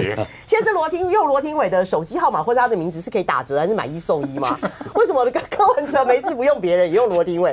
然后人家这个，好了，这个我会觉得有点怪了哈。那你知道今天我们接到最新的一个那个爆料是说，连罗廷伟他们家不是开牛肉面店的吗？那还有人指控说他的那个牛肉面店本身是占用这个市有地，然后骑楼是占用国有地。那块市有地本来是要盖台中的儿童新乐园，那就是因为他们家卡住那块地，所以迟迟都一直无法动工，已经爆料到这种地步了。所以我就觉得说，你从这个什么耍官威这个开始啦哈，然后一路到这个昨天的那个电话啊，然后那个一直到今天那个什么他们家的牛肉面店，哇，真的就是一直不断的。不过他们牛肉面店已经停了啦，已经关掉了。但是今天还是有人在这个，就是只要有反走过必留下痕迹的概念就对了。以前的所有的事情全部都翻出来，不管有没有对或错，全部都翻出来讲一遍。可我必须讲，这确实是对这是一个危机，因为你知道霸团怕什么？霸团就是怕没话题、没新闻、没柴火，冷掉。对。那如果说今天这件事情的话，那他还会连烧到其他的 F3，包括他什么现在的那个口号都叫做断剑好成功啊。就是六个人嘛，就断剑好成功。而且我看他们霸团就非常的有创意啊，他连衣服都做了，然后连那个帽子会成功、定成功、龙成功什么什么成功都有。然后国民党就是蒲龙宫，那就是这很有创意啦。而且你知道今天最有创意的是什么吗？最有创意是傅昆萁傅昆萁他们霸团要做一个叫做罢免你老公。就是那个宫庙叫做你老公，然后他们说要带给徐祯伟看，然后就是要罢免你老公。反正我觉得这个好了，真是创意无限啦。那你只能就是说他们这个年轻人这样。可是我觉得傅昆萁最大的一个问题是说，他到时候是投票，因为你现在联署看起来19000哦，那你这个你觉得过第2阶段基本上应该会没有什么问题。可是他到第3阶要4万多票你至少要4万8，要4万8才罢得掉哦。那你到时候投票第3阶段有这么多的人要返乡投票，因为海漂外漂的这个花莲人蛮多的，所以你说到了投票阶段要有4万8的人要返乡，要坐车回去投他。我是觉得这个罢免傅昆萁是一个比较大，在第3阶段。我刚刚讲，因为傅昆萁这本来一定是很硬的一块，但是显然现在霸团这一块，最起码某种程度，你说第2阶段刚讲是不是会过？对，然后第3阶段再打。那原之那场真的是因为大家觉得是软柿子吗？他自己在节目中讲说，就因为你们看我赢得少，所以他就会把另外一区也拿出来说，人家也没有赢多少。可是真的就是因为这个原因吗？为什么爆他的？一天到晚3不5时就会有一些，然后连吃饭大家都要聊他，为什么？对我就觉得原之，好了，我真的这样，人家叫我姐，不是他，我觉得是他做人有一点点的那个瑕疵啊。你刚不是要客气讲，你这人身攻击。哦，你要说性格缺陷，性格啦，这样也是攻击啊，这样比较好一点吗？因为媒体人不会被。我说的性格缺陷是说他，因为他与人为善，他有时候像比如说今天人家攻击，我们一直跟他说你该告就要告啊。他说哎呀不要了，这个有时候我们不用做人。你是讲这一块，我说的性格缺陷，他我说他人心蛮软的了，他觉得没有必要做到这个程度了。哎呀，小玉。就我来录节目的时候，我碰到那个3立的那个记者嘛，就去爆料说那个远景的那件事情嘛，对。然后他就因为原之确实是没有要告他啦，因为他刚刚说与人为善，那原之现在是要告3个人嘛，告卓冠廷、戴伟山跟那个陈培瑜嘛，就针对各种不同的事情，他就觉得要告嘛。那我有跟那个记者聊，他就说他手上啊有一堆的那个远景的录音，他就说如果这个叶元之要反驳这一块的话，他就每天公布一个录音档。他说因为当时的那个状况是说，他有接到这个爆料，说他当时觉得那个新闻是做不成，因为他觉得远景不可能有人出来敢去讲这件事情。就因为他以前是跑新北的那个记者嘛，就他没想到他去地方去访问，没想到一堆的远景都要就是要跟他出来爆料。那所以他说他手上有一堆的录音档。那我最后讲一件事是，这个前几天那个李正浩啊，他去吃那个叶元之套餐嘛。然后他私下跟我说，他说这个讲没关系，他说他去那个餐厅啊，一堆的里长啊，都要跑来跟他合照，跟他吃饭，而且排队要跟他讲叶元之的事情。然后你知道小到很好笑，小到就是说有一个里长跟他抱怨说这个有个就是那天他是这个里长生日，然后叶元之的助理啊就买了一个蛋糕给那个里长，结果呢这个还要抱怨？对，这也要抱怨，就他后来因为那个助理就。跟那个送了之后，就跟里长讲说：“你先把蛋糕还给我，因为叶元之待会要来，老板待会要来，要拍照，要跟他拍照。所以就是说，连这种事情都要拿来去捣安呢，起毛几摆啦，你就会你要来翕相无要紧，你搁先叫我害你，先把蛋糕还给我。整好好，你翕相我才会拍你家。所以我就说，你看连一堆的里长都要抱怨这种事情，那你就说未来不然你要反动员也好，或者是说你要这个反罢免也好，那你说这些里长要不要帮你动起来？我就打一个问号，帮他担心啦。叫你姐都白叫了。我是说我帮他担心啊。对啊，五哥应该是讲说他这个分前段，大家知道他。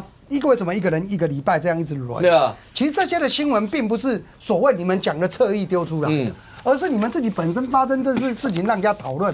那越讨论越多，越讨论多。我应该说，原之其实后面搞不好还有网络还有讨论另外一篇。他下礼拜是助理啦。没有，还有另外一篇他个人的问题。那这种东西当然会一个一个慢慢丢出来嘛。那如果以现阶段来讲，你说会不会冷掉？我告诉你。现在不是大家如何精准打击，而是这些民团几乎好像雷达一样。你立法院开议，我也会盯着你啊。你讲错话，我也盯着你。所以他这个新闻会一直轮流的走，不会冷掉。OK， 明显，你要帮这些战友讲话。我觉得是这样子啦。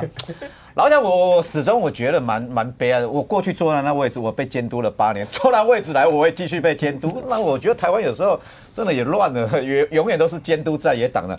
第一个，我觉得第二阶段不管他怎样，政治人物站到台面上该被监督了，我不分指认在野。可是所有监督的力量都监督到在野党来，你觉得是巧合还是有节奏性的？我认为当然刻意是有人在刻意放话啊。原知这样，原知我也不用叫他兄弟或叫他什么，原知道我觉得该告就要告啦。有一些编故事真的编过头了。你说在会刊的过程中，明代的过程中，哇，明代会刊大家都没有任何记录或没有任何脾气或怎么样，我觉得有一些该怎么样，就说在所有适度就过程中，你该做什么就该做什么，只是说。我觉得他要减少话题。第二阶段因为要10%，而且他联署的时间那么长，大家在找话题就尽量不要成为话题。那有一些不当的谣言该去告，我认为该告啊，也不是说与人为善，该告就要告。有时候小玉虽然叫他一声姐，如果小玉讲了有不当的地方，该告本来就该告啊，政治攻防就是这样子啊。所以还有对我们来讲，哪些被锁定嘛？原知为什么被锁定？罗廷伟为什么被锁定？本来这样原知的，人家来扒他就说阿帕契嘛，说他也觉得很哀怨呐。阿帕兹啦哈，阿帕兹你跳一下好了。你还叫我跳？阿帕契是直升机，就说他赢的不多嘛，那对板桥另外一个区的红路也赢不多啊，也是3-4千票而已啊，所以我然后就说。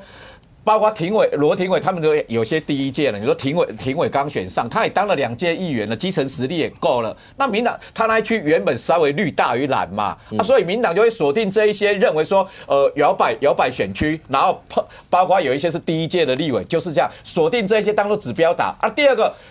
傅昆萁总召本来担任党团总召、党团干部，相对的在敌对的阵营仇恨值会比较高嘛？你认为说包括吴思瑶、包括柯建铭，没有在蓝军选民的仇恨值很低吗？一样很高嘛。所以他吸收了某一些炮火，他也是有时候他也是要得承担的，因为毕竟他在那个位置上，只是说。如果挺过罢免，我认为郭正亮委员，有时候也在讲一句，我也认为很好吧。他说叶元之如果挺过这一次的，登短郎啊，这也是这样子啊。那最后我觉得还是要有一些区域联防啊。我认同刚刚那讲的说两岸关系上，国民党回到反共不反中嘛。两岸未来包括修法的时候，我也不要说动辄人家贴上帽子说通北，你讲通北，你讲我通北吗？还是我大力通北？国民党过去戒严时期的时候，白色恐怖不就这样出来的吗？你侵犯到人权的地方，未来修法的时候可以，你要限缩两岸交流，你要修法，包括军事审查，包括里长、议员，包括甚至里长去大陆要怎么报备？不是向行政部门报备啊！明代是我们议员是向台北市议会负责，立法院是立委是向立法院负责，如果立委向陆委会报备，那就不对啦。那有没有法规的问题？那第二个，如果你包括叫人家写那切结书，或者里长去大陆或怎么样，你有到侵犯人权的地方，这就有问题哦。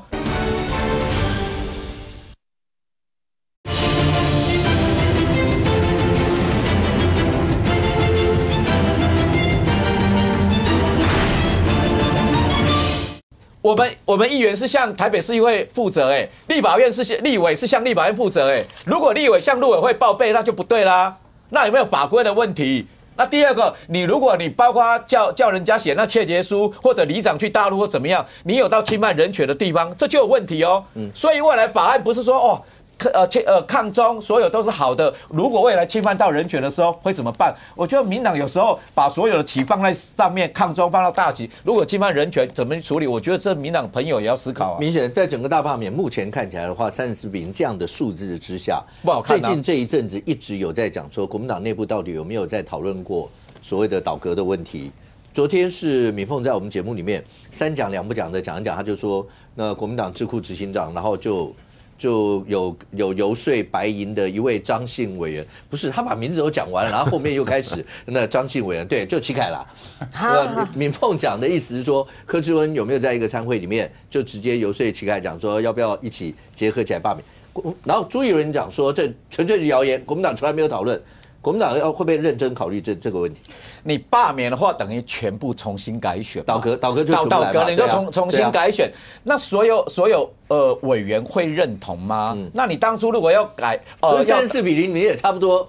你们的区域差不多我认为34-0是一开始在精准打击上，在你在冷处理跟热处理的时候，我觉得那个策略上是确实脚步有点乱掉了，所以重新现在面临到重新要罢免，包括第一阶段要补件的时候，还是要回归精准打击啦，否则全面如果要当初要罢免的话，我就从北罢到南，那就是跟倒戈一样啊，我认为可能在内部在私底下有人谈到，可是那不是党中的一个策略，也不是立院党团的策略嘛，倒戈不是党中的策略，所以现在是要回归到精准打击。那至于说罢免是这样子啦，确实有被锁定的地方，我甚至也听到我们的委员已经做了最坏打算，一定会投票，也在内部估票了嘛，因为你1/4跟基隆的例子一样啊。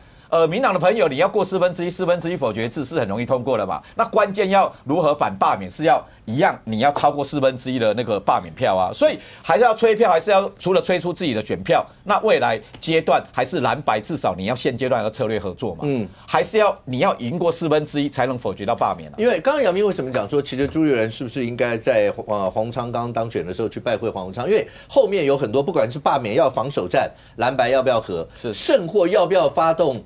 倒戈应该说是行政党的不信任案，然后接下来，要不要一起做这？因为如果单纯蓝营是做不成嘛。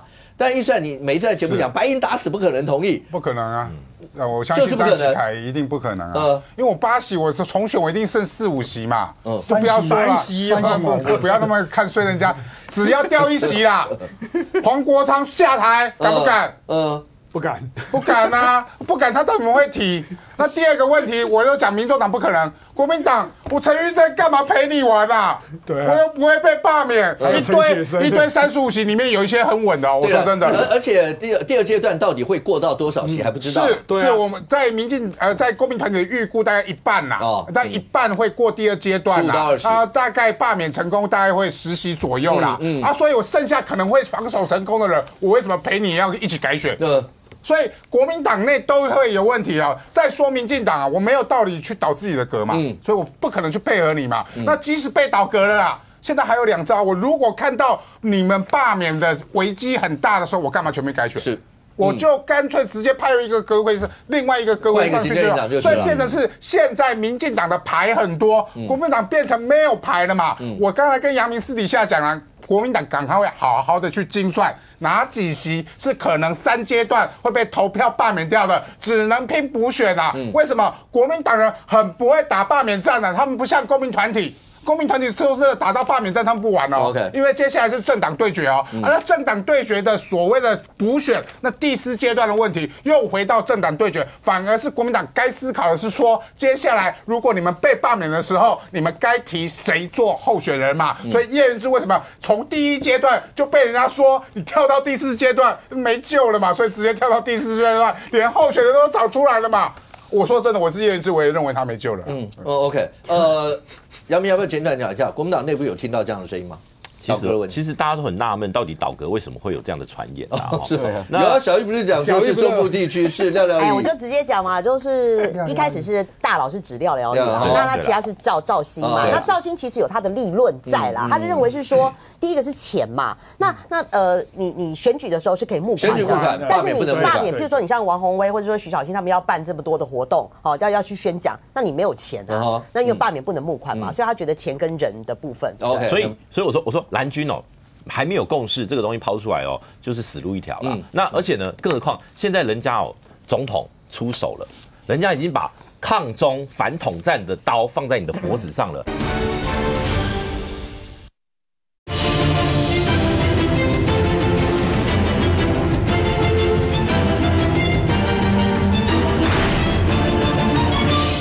讲嘛，就是一开始是大佬是指廖一嘛，那他其他是赵兴嘛，那赵兴其实有他的立论在啦，他就认为是说，第一个是钱嘛，那你选举的时候是可以募款的，但是你罢免，比如说你像王宏威或者说徐小新他们要办这么多的活动，好要去宣讲，那你没有钱啊，那因为罢免不能募款嘛，所以他觉得钱跟人的部分，所以我说蓝军哦。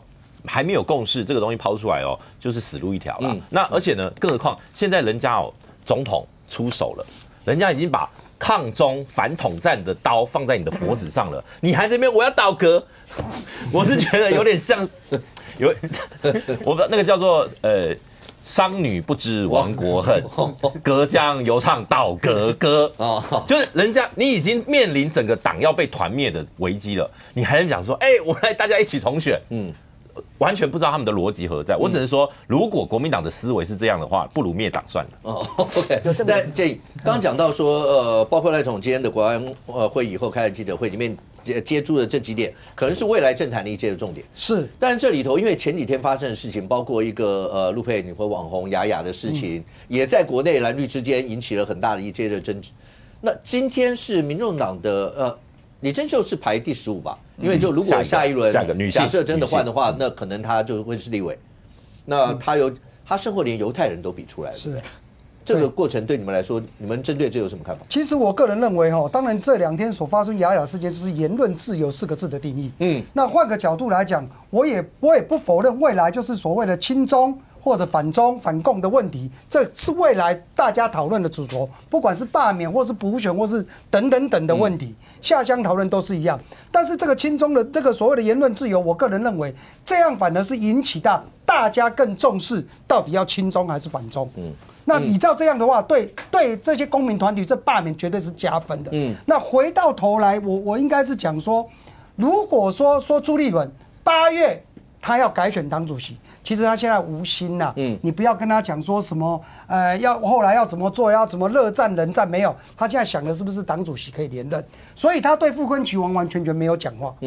那到底他也是希望傅昆萁支持他，所以依照现阶段来讲，罢免不管如何的一个做法，最后面还是亲中反中。那我也个人认为定调这样不是坏事，让我们台湾的立场更明显。你对于李珍秀讲那几个大字，就是今日赖政府，昨日希特勒，今日的陆配是昔日的犹太人。我觉得讲这种话不太公允啊，毕竟我们台湾，你说言论自由，你要把它定义在这边是不对的。那而且我讲说，你难道是说武统解放收复，鼓吹对岸来对台湾动武？那我们也不能驱逐他，也不能反对他。那这样的话，这叫言论自由吗？所以我个人认为，未来可能准备要接立委的人，当然我不知道他的身份到底符不符合资格，但我只能说，你用这样的角度，你根本不适合当立法院的国会议员。那我也只能说，言论自由重点是在哪里？如果这个东西是对岸在讲，站在对岸讲，我没意见。但是现在是在立法院，王宏威讲出这样的话，支持这样叫做言论自由，那干脆很简单嘛，你到美国去。准备移民的人去讲说911攻击911的这件事情是正义的，那你看美国总统怎么说？你看美国的立场怎么说？我不认为这样的一个言论是对的，而且我也个人认为这种言论是不应该要发生的，毕竟每天要打我们的就是中共。明显。我觉得说抗中的牌在大选是没有用的，因为他过6半，从赖清德拿到40%选票就看得出来。可是抗中民党可以激发出胜率的基本盘，要过1/4就有机会嘛。